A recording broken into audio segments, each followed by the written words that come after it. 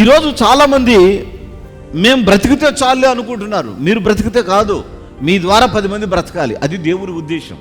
మీ ఉద్దేశం ఎలా ఉంటుంది? ఏమోలేండి, ఎలా బ్రతుకుతున్నాం చాలండి అని అంటారు. అది దరిద్రపోటు మాట, అనకూడదు అసలు. ఏమోలేండి, ఆ 3 పూట్ల 4 ఏళ్ళు నోట్లోకి వెళ్తున్నాయి అంటే నువ్వు తినటం కోసమే పుట్టావు అనుకుంటావా?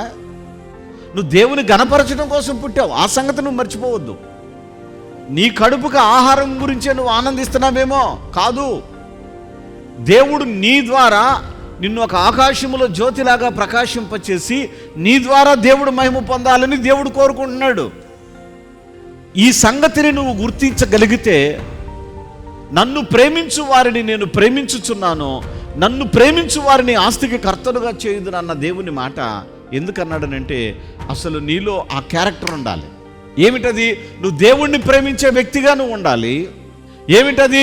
నువ్వు దేవుని వాక్యమును గైకొనే బిడ్డగా నువ్వు ఉండాలి.